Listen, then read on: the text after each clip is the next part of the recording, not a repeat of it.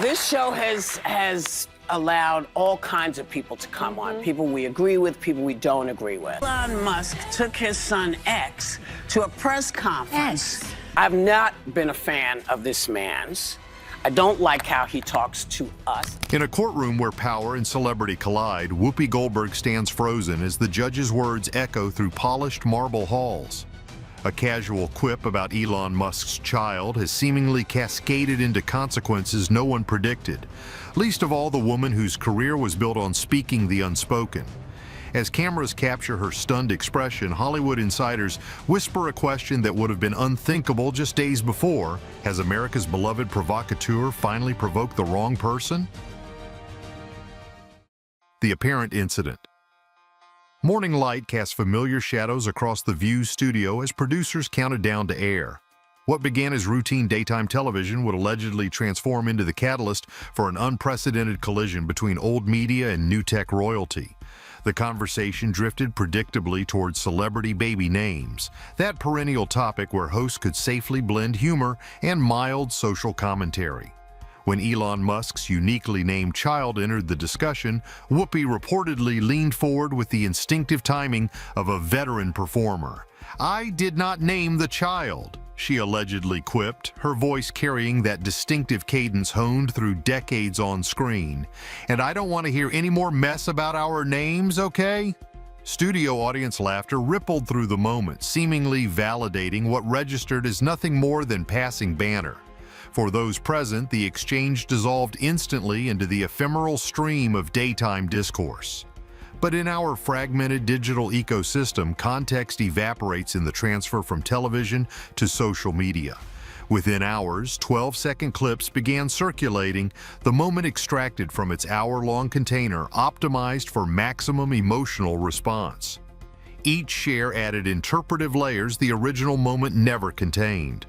"Attacking a 4-year-old shows she's intellectually less mature than a little kid," wrote one commenter whose words would supposedly resurface in later legal documents. Another digital voice added, "When they badmouth a 4-year-old, they should be sued into non-existence." What began as an offhand remark had apparently transformed into the spark igniting a conflict between worlds that rarely intersect with such intensity: the established media institution embodied by Whoopi and the tech capital power wielded by perhaps the world's most unpredictable billionaire. As digital outrage mounted, few could have anticipated how a billionaire's wounded pride would collide with a comedian's casual remark, setting the stage for what came next. Escalation of the conflict. 3 time zones away from ABC's Manhattan studio, Elon Musk allegedly first encountered Whoopi's comments while scanning social feeds between meetings. Those within his orbit describe a man whose public persona, the boundary-pushing innovator, gives way in private to something more visceral when his family enters the conversation. "He went completely still," claimed one source who reportedly witnessed the moment. "Then he just said, 'She went after my kid,' and the room temperature dropped 10 degrees. The billionaire's response came with characteristic precision. A single word posted to his account: disgusting. No context provided, no target specified.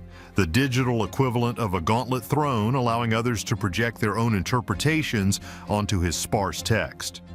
Behind this public restraint, insiders suggest a different narrative unfolded.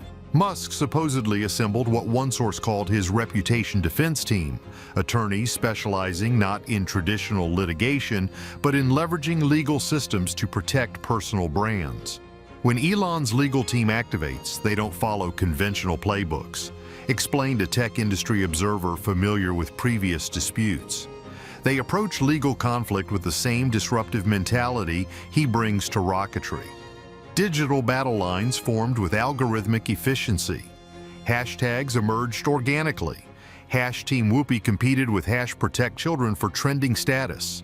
Celebrity voices allegedly entered the fray, with cultural figures feeling compelled to choose sides in what one commentator called the perfect storm of modern cancel culture. "If you're going to make fun of someone, pick on someone your own size, not a child," reportedly tweeted one A-list actor with millions of followers. For ABC, the controversy allegedly translated into immediate Nielsen impacts. Morning meetings at the network reportedly focused on damage control as advertising partners began expressing concerns about association with controversy. The View has weathered countless storms, noted one media analyst, but this represented something different, the collision of old media with new power structures that operate by entirely different rules. What began as an offhand remark had apparently accelerated into a media crisis with career-defining implications. As meetings convened in boardrooms on both coasts, the machinery of modern conflict resolution, both legal and public relations, lurched into motion, pulling everyone in its orbit toward a confrontation that would supposedly redefine the boundaries of speech, wealth, and accountability. The legal battle begins. The alleged legal documents arrived at ABC's headquarters on custom letterhead, crisp white pages bearing the insignia of 5 prestigious firms working in unprecedented coordination. Court clerks reportedly marveled at the filing's architectural precision, 63 pages of meticulously crafted language positioning a throwaway comment as something far more sinister. This isn't standard defamation, one legal observer who claimed to have reviewed the documents explained. They're pioneering a new theory, that mockery of a child's name constitutes a form of harassment that transcends traditional free speech protections. The charges supposedly enumerated both defamation and an innovative legal concept one source described as familial harassment by proxy, a term that appeared calibrated less for courtroom viability than for social media virality. Inside ABC's executive suite, the filing allegedly triggered what network insiders characterized as 5-alarm panic. Emergency meetings convened in glass-walled conference rooms where ratings projections and advertiser contracts allegedly spread across polished tables like artifacts from a suddenly vulnerable empire. "We've weathered controversies before," one executive reportedly confided to colleagues, "but this isn't some politician demanding an apology. This is someone who literally builds rocket ships when he's bored." Throughout the View studio, subtle recalibrations supposedly unfolded.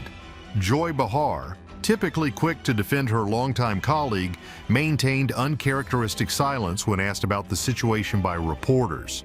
Sarah Haynes allegedly rescheduled promotional appearances, citing scheduling conflicts that industry observers noted seemed suspiciously timed.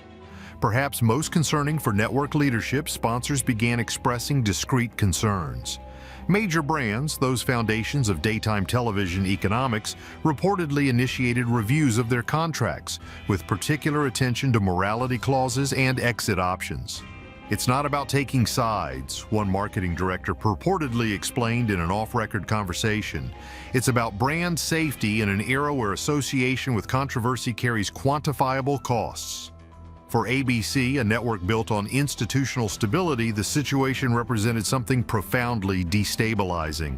A conflict operating by unfamiliar rules where traditional crisis management strategies seemed suddenly obsolete against an adversary who had built his career on disrupting established systems. What had begun as an unscripted moment on daytime television had allegedly transformed into a legal battle that would test the boundaries between speech rights and wealth power, with career-defining implications hanging in the precarious balance. Whoopi's response. When first confronted with the brewing controversy, Whoopi allegedly displayed the reflexive dismissiveness cultivated through decades weathering public opinion storms. During a commercial break, she reportedly waved away a producer's concerns with practiced nonchalance. "This'll blow over by Thursday," she purportedly remarked. "Twitter outrage has the attention span of a goldfish."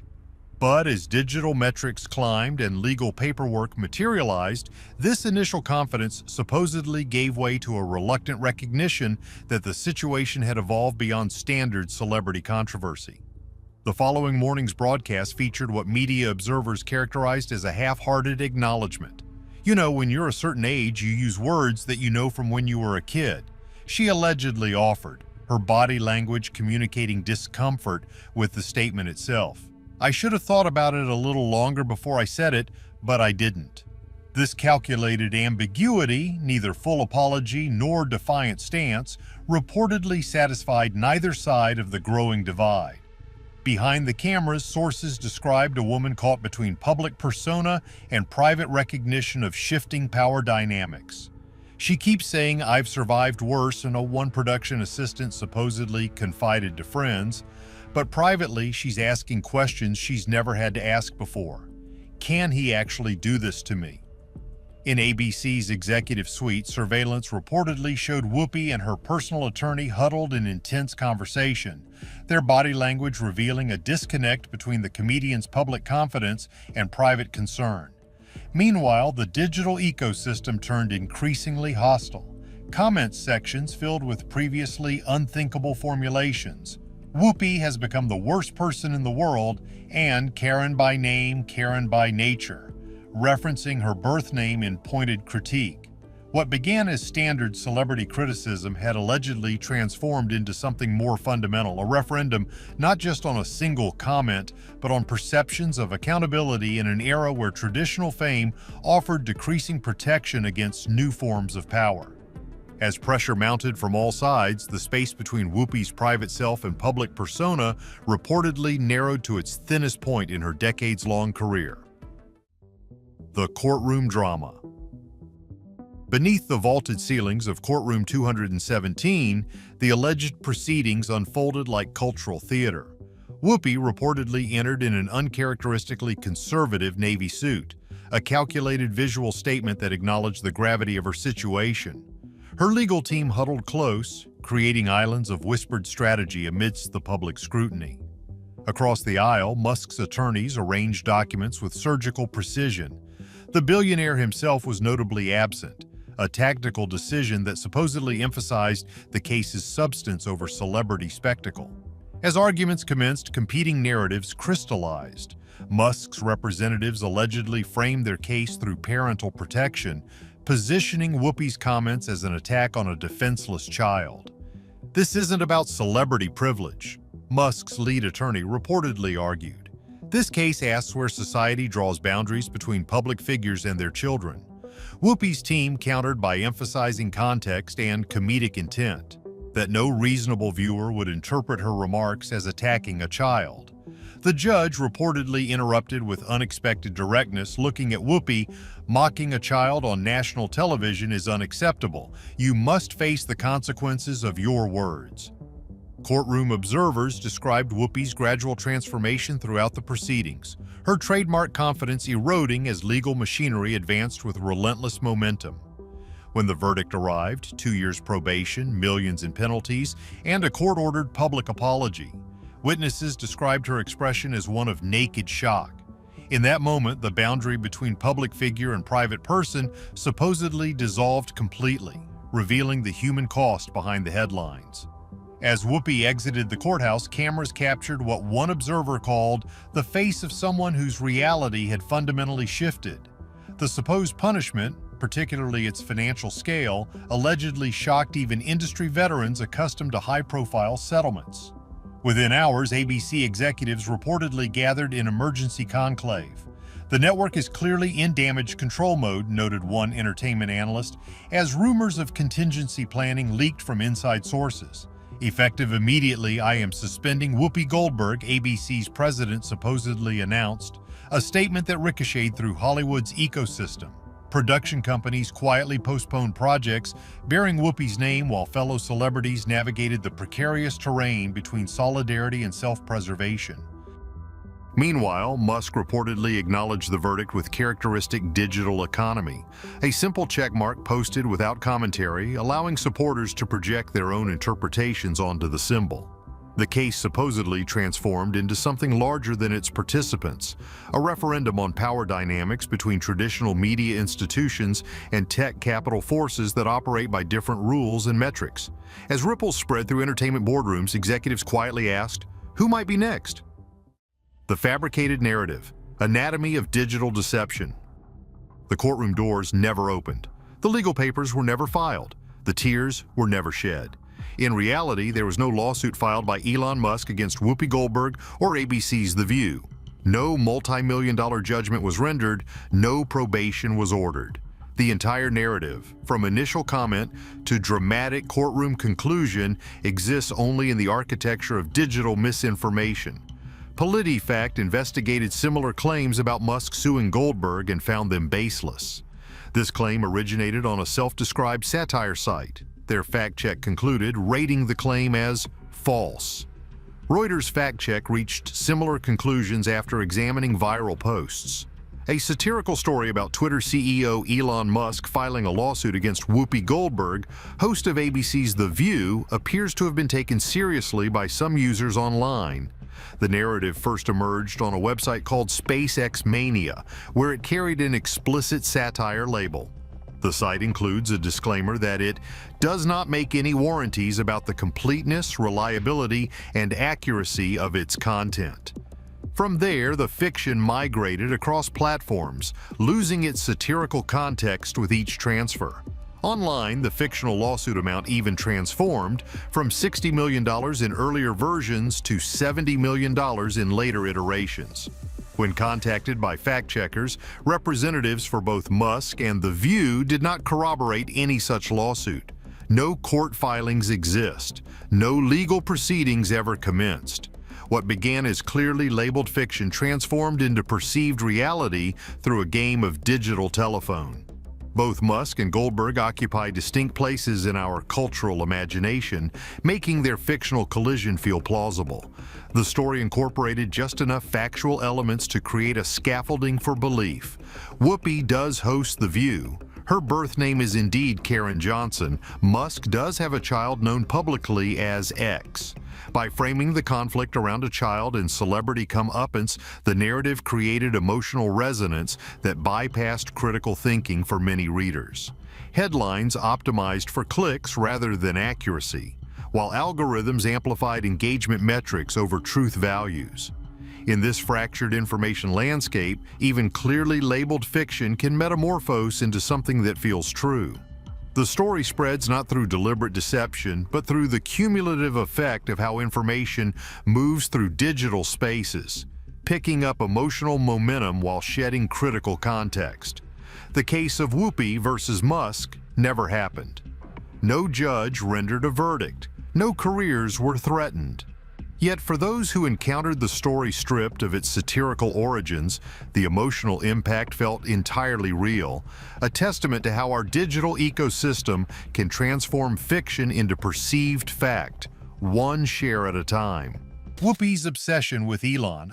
For months, maybe even years, Whoopi Goldberg has had a fixation, some might say an outright obsession with Elon Musk. If you've ever tuned into The Views, you've probably heard her take a swipe at him at least once. And if you haven't, well, let's just say Whoopi has been talking about Elon as if he personally parks his Tesla in her driveway just to annoy her. Every time he makes a move, whether it's a business decision, a tweet, or even the name of his own child, Whoopi has something to say. But this isn't just some casual celebrity critique. No, it's bigger than that. This all really kicked into high gear when Elon took over Twitter, now X, and turned it into his own personal digital empire. Whoopi hated it. She didn't just leave the platform in protest, she made it her mission to publicly criticize everything he did with it. She called him out for reinstating banned accounts, accused him of turning Twitter into a haven for hate speech, and even said that his leadership was running the site into the ground. But the thing is, Elon didn't just shake off the criticism like most billionaires would. He clapped back. And Whoopi? Well, she doubled down. It got even weirder when she started taking jabs at his personal life. She and Joy Behar once openly mocked Elon's son, XAEHC, on The View. Yes, his child's name became their punchline. "I did not name the child," Whoopi said, as if Elon's parenting decisions were somehow her problem. And when Elon started making major moves in the artificial intelligence space, Whoopi suddenly became an expert on AI. At least an expert on why she thought Elon was the worst thing to ever happen to it. Every time she opened her mouth about him, it was clear. This was no random celebrity feud. This was personal. The moment that really blew the lid off, though, was when she made a joke about Elon killing The View. Now, Whoopi has said some wild things over the years, but this was different. She started rewriting an old jingle, one that used to be about a used car salesman, and twisted it into a dig at Elon. singing about how he was coming for them and making it sound like he was some kind of tech villain plotting The View's demise. The moment was awkward even for her co-hosts. You could almost hear the producers in the background wondering if they should cut to commercial. At this point, you have to wonder, why is Whoopi so obsessed with Elon? Sure, he's controversial, sure, he's powerful, but Hollywood is full of billionaires doing wild things, and yet The View seems to have a special place in its heart for bashing this one. Could it be because Whoopi sees him as a threat to her political views? Or maybe she just doesn't like that he refuses to fall in line with Hollywood's elite. Either way, she clearly thought she could say whatever she wanted about him without consequences. But Elon, he's not the type to let things slide. And that's where things take a turn, because Elon Musk isn't just ignoring Whoopi anymore. He's suing, and he's not playing around. So the question is, why now? Why has Elon finally decided to take legal action against Whoopi Goldberg, and what exactly does he want from her? More importantly, could this be the start of something even bigger? The Trump factor. If there's one thing Whoopi Goldberg doesn't hold back on, it's her absolute hatred for Donald Trump. It's not just political disagreement, it's personal. For years, she's made it clear on The View that she sees Trump as the biggest threat to democracy, humanity, and possibly the entire solar system. She's called him a dictator, a criminal, and once even suggested that he might refuse to leave the White House if he lost the election. So when Elon Musk started being labeled as someone in Trump's orbit, Whoopi saw him as just another enemy to take down. Now let's be clear, Elon Musk has never officially declared himself a Trump supporter. In fact, his relationship with Trump has been complicated. He sat on Trump's Business Advisory Council early on, but later distanced himself over policy disagreements. He's criticized both the Democratic and Republican parties, and he's openly said he leans more towards a centrist approach. But in Whoopi's world, that's not how it works. The moment Elon started pushing back against mainstream media narratives, questioning the Democratic Party, and challenging liberal institutions, he was automatically lumped into the Trump-friendly billionaire category. And then he did something that sent The View into a meltdown. He allowed Trump back on Twitter. That was it. That was the moment Elon became public enemy number one in Whoopi's book. She went on a full-blown tirade on The View, saying that Twitter had become an unrecognizable space, a playground for conspiracy theorists, and the beginning of the end for free speech. The irony? She was using free speech to argue against it. But Whoopi didn't stop there. She started pushing the idea that Elon and Trump were working together behind the scenes, feeding into a larger right-wing agenda. She suggested that Musk's control over Twitter was part of a grander scheme to help Trump return to power, giving him a massive media advantage before the next election. She threw in words like manipulation, propaganda, and dangerous influence, painting Elon as a billionaire puppet master who was helping Trump control the narrative. And once that narrative took hold, it became a running theme on The View. Even when there was no real evidence to suggest that Elon and Trump were allies, Whoopi kept the idea alive. When Elon criticized Biden's policies, Whoopi spun it as proof that he was a Trump supporter. When he spoke out against certain Democratic policies, she doubled down, saying that Musk's influence was a threat to democracy. It became a cycle. Elon made a move, Whoopi found a way to link it back to Trump, and the audience ate it up. But here's the thing, Elon wasn't just going to sit back and let himself be branded as Trump's right-hand man. And if Whoopi thought she could keep pushing this idea without consequences, she was very, very wrong. Because Elon was watching, and he was taking notes. So what exactly is Elon suing Whoopi for? And just how serious is this case? Elon fights back. From the looks of it, Elon Musk is going for the knockout punch. Reports say that Musk is suing Whoopi for defamation, claiming that she has deliberately spread false and damaging statements about him on The View. But this isn't just about one or two offhand remarks. This lawsuit is massive, and it's all about accountability. According to sources, Musk's legal team has compiled a detailed record of Whoopi's statements, everything from the claims that he's a Trump loyalist to her comments about him destroying free speech. And they're not just arguing that her words were unfair, they're arguing that they were outright false and designed to ruin his reputation. Now, for anyone thinking, well, celebrities get criticized all the time. What makes this different? Here's what makes it different. Elon isn't just famous. He's one of the most powerful business figures in the world. His influence affects financial markets, technology sectors, and even global politics. So when Whoopi repeatedly tells millions of viewers that he's part of a dangerous right-wing agenda, that's not just idle gossip. That's a statement that could impact his business empire. And Elon isn't going to let that slide. And here's where things get even more interesting. Elon is not just suing for a small slap on the wrist. No, reports suggest he's demanding an enormous payout in damages. And that's not even the scariest part for Whoopi. If Elon wins this case, it could set a legal precedent, making it easier for other public figures to sue media personalities who spread false claims about them. Imagine what that could mean for talk shows like The View, where hosts make bombastic statements every single day. And Whoopi, well, let's just say she's not exactly handling it well. Insiders claim she's in panic mode, scrambling to figure out her next move. Some reports even suggest ABC executives are getting nervous, worried that this lawsuit could lead to increased scrutiny of The View's credibility. Because if Musk wins, what's stopping other celebrities, politicians, or business leaders from coming after the show next?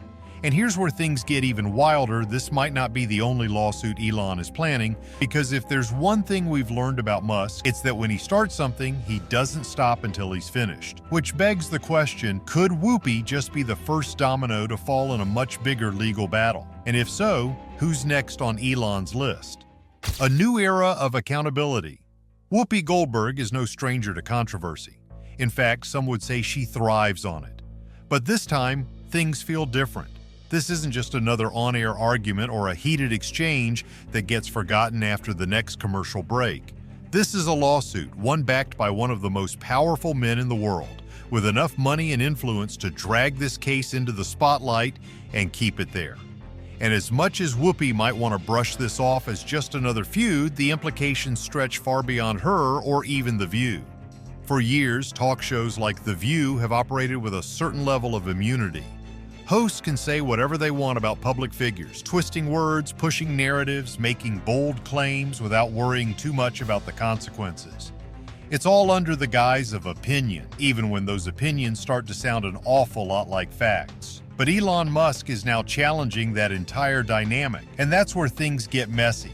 Because if Musk wins this case, it won't just affect Whoopi, it could shake up the entire media landscape. Suddenly, celebrities, politicians, and business moguls might start fighting back against what they see as defamation. Networks that have long profited from controversy might have to rethink their strategies. And media figures who built their careers on pushing political narratives could find themselves facing real legal threats if they can't back up their claims. Right now, ABC is in a tricky spot. The View has been one of its flagship daytime programs for years, a guaranteed ratings machine thanks to its fiery debates and outspoken hosts. But this lawsuit puts the network in an uncomfortable position. If they stand by Whoopi, they risk being dragged into the legal battle. If they distance themselves, they risk alienating their audience, which largely tunes in for the show's unapologetic political commentary. And let's not forget, this isn't the first time Whoopi has landed in hot water. From past controversies to public backlash, ABC has had to clean up after her more than once. The question is, will they still be willing to do it this time? And then there's the bigger issue, the future of The View itself. If Musk's lawsuit opens the floodgates for others to start suing over defamation, how will the show survive? Will the hosts have to be more careful with their words? Will producers start enforcing stricter guidelines on what can and can't be said? And most importantly, will the audience even want to watch a version of The View that doesn't thrive on controversy? For now, Whoopi's in damage control mode, but behind the scenes, the stakes are higher than ever.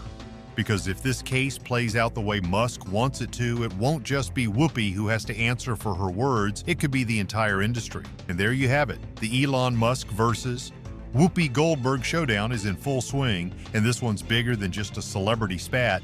It's a battle over media accountability, free speech, and whether talk show hosts can say whatever they want without consequences. If Musk wins, could this shake up the entire industry, or will Whoopi walk away? Let us know what you think in the comments. And if you enjoyed this deep dive, don't forget to like, subscribe, and hit that notification bell.